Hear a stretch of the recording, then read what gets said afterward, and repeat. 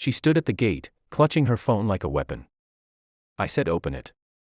Karen's voice cracked through the quiet morning air, echoing against the stone walls of the gated neighborhood. A black man in a navy polo and khakis stood calm beside his car. One hand on his hip, the other resting on the gate's control panel. I can't let you in, ma'am, he said evenly. You're not on the resident list. Karen scoffed loudly, rolling her eyes. Not on the list. Do you even know who I am? She waved a clipboard with HOA papers, her tone dripping with superiority. I run this neighborhood. You're just. What, security? He smiled slightly, no anger in his eyes, just quiet control. No, ma'am. I live here. That froze her for a second. Then her face twisted. That's impossible. This is a private community. Only approved homeowners are allowed. You people just can't. Can't what? He asked softly. Karen's face reddened. Don't talk to me like that. She pulled out her phone, jabbing the screen with her finger. You're trespassing, and I'm calling 911 right now. He leaned against his car, unbothered. Go ahead. The line rang. She turned slightly, keeping her voice loud enough for him to hear. Yes. There's a man blocking the gate, he's refusing to let me in. He looks dangerous. She glared at him as she said the word dangerous. Stay calm, ma'am, came a steady voice through the speaker. Can you describe the suspect? Karen's tone sharpened. Tall, black male, maybe mid-30s, acting aggressive. He's threatening me. The man's lips curved into a knowing smile. Aggressive? You sure about that? Karen's eyebrows knit. What did you just say? He pointed to her phone. You might want to tell her the full story. What? Karen barked. On the other end, the dispatcher's voice changed, calmer, more deliberate now. Ma'am, can you confirm the location? Karen gave the address, her voice trembling a little. Copy that, the dispatcher said. Then, with a tone of cold authority, she added, you're speaking to Officer Daniel's wife. And that man you're calling about. That's my husband. Karen froze, her face draining of color. The man stood tall now, eyes locked on her. You called 911 on me. For a moment, all Karen could hear was her own shaky breathing and the distant hum of cicadas. Then the voice on the phone said firmly, units are on their way. But not for him. The man folded his arms, his calm turning razor sharp. You still want to wait for the police, ma'am? Karen's fingers trembled around her phone. She wanted to speak, to scream, to control the moment, but the power had already shifted. And for the first time that morning, she realized she wasn't the one giving orders anymore. The sound of sirens rolled down the street like thunder. Karen stood stiff beside her SUV, trying to look composed. But her hands shook as she fixed her hair and straightened her blouse. The man, Officer Daniels, just leaned against his car. Calm as ever, watching her every move with quiet amusement. Within seconds, 2 patrol cars pulled up to the gate. Their tires crunched against the pavement as the doors swung open. 2 uniformed officers stepped out, alert but cautious. Karen rushed toward them. Officers. Thank God you're here. She said dramatically. That man's been harassing me. He blocked the gate, wouldn't let me in, and he threatened me. The younger officer glanced at Daniels. Then back at Karen. Ma'am, please step back. She blinked, confused. Step back. I'm the one who called you. The second officer, a seasoned-looking man with gray at his temples, squinted at Daniels, and then smiled. Well, I'll be damned. Daniels. Daniels nodded. Hey, Mike. Karen's face dropped. You know him. Of course, Mike said, walking over to shake Daniels' hand. He's one of us. Department liaison. What's going on here? Karen's jaw tightened. He said he lives here. But that's impossible. He's blocking residents from entering. He doesn't belong. Mike raised an eyebrow. He lives here, ma'am. This is his property. Karen's mouth opened and closed, searching for words. No. No, there's no way. He's lying. I'm on the HOA board. I run this place. Daniel's tone turned cold now. You're the one who's been putting fake notices on doors, aren't you? What? She gasped, eyes wide. He pulled a folded paper from his car's dashboard and held it up. This one right here, you left it on my door last week. Said I was in violation for parking in my own driveway. That's standard procedure. She snapped. The HOA has rules. Mike stepped in, voice firm. The HOA doesn't enforce with fake police threats, ma'am. You wrote, subject to arrest by order of HOA. Security.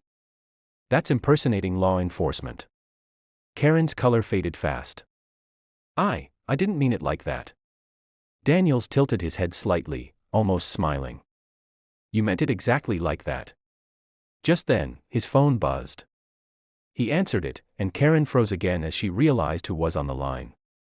Yeah, babe, he said into the receiver. They're here.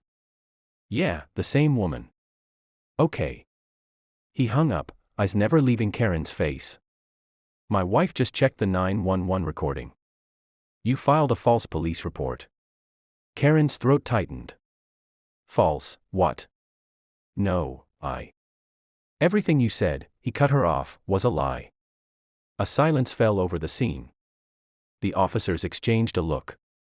Then Mike sighed, pulling out a small notepad. Ma'am, we're gonna need you to come with us for a few questions. Karen's voice cracked. You can't arrest me, I am the HOA. Daniel smirked. You were. She stared at him, her face a mix of fury and disbelief.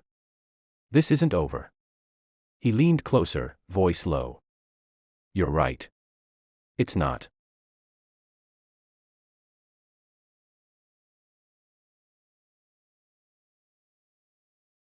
Because somewhere deep in his calm eyes, there was something. Karen didn't notice, something she'd regret not recognizing sooner. He wasn't done yet. The sun dipped lower, washing the neighborhood in soft gold. The patrol cars were still parked by the gate, lights flashing silently. Karen sat in the back seat of one of them. Fuming, her phone clutched tight in her hand. She wasn't under arrest yet, but Daniels had made sure she wasn't going anywhere. Daniels stood near his car, talking quietly with Officer Mike. She's been doing this for months, he said. Fake citations, forged HOA letters. Threatening families who don't look like her idea of fit residents. Mike sighed. Yeah. We've had complaints. But she always plays the victim. Crying on camera. Claiming people are harassing her.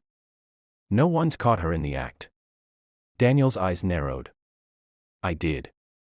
He opened his briefcase and pulled out a small hard drive. Security footage.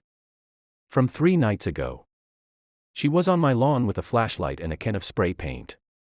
She tried to tag my mailbox with violation notice again. Mike let out a low whistle. That's criminal mischief, at least. Possibly harassment. We can take this to the DA. But Daniels wasn't smiling. His gaze was still locked on Karen through the car window. There's more to it, he said quietly. You know the house 2 doors down. The Ramirez family. Mike nodded. Yeah, they moved out last week. Said something about HOA issues. Daniel's jaw tightened. She forced them out. Claimed they missed HOA payments, but the payment records were never updated. You think she's stealing the payments? Daniels finished. I checked the HOA financials. Money's missing. And guess whose signature is on every withdrawal? Mike exhaled sharply. Karen. Daniels gave a short nod. She's been running a scam right under everyone's nose. Forcing families out, flipping their homes through her husband's company. And pocketing the profits.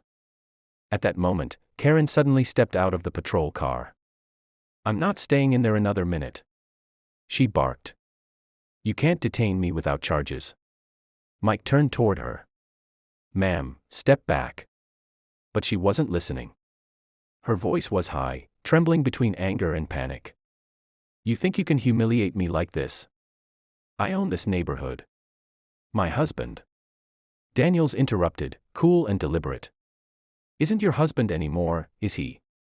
Karen froze mid-sentence. Daniels took a slow step forward. That's the part you don't want people to know, right? He left you. Took his name off the company. You've been forging his signature ever since. Karen's breath caught. Her eyes darted around, desperate for a way out. You have no proof. Daniels smiled faintly. I do. The same signature is on the fake HOA letters. My wife ran it through the state system. It's fraud. For the first time, Karen looked genuinely afraid. Her fake confidence cracked like glass. You set me up. She whispered. No, Daniels said quietly. You set yourself up. I just pressed record. The silence that followed was heavy, broken only by the hum of the police radios. Then Mike spoke. Ma'am, I think it's time we take this downtown. Karen's voice came out in a broken whisper. You have no idea who you're dealing with. Daniels looked straight at her. No, Karen. You didn't know who you were dealing with. And as the officers led her toward the car, her clipboard slipped from her hand and hit the ground. The top page fluttered in the wind, an HOA. Notice with a forged signature at the bottom. The next morning, sunlight poured over the quiet neighborhood like nothing had happened. But everyone knew something had changed. For the first time in years, the gate was open without fear. No fake citations. No yelling. No Karen. Officer Daniels stood on his porch, sipping coffee as his wife, still in her dispatch uniform, walked toward him. Smiling tiredly. It's all over, she said softly. They booked her last night. Fraud, impersonation, false reporting.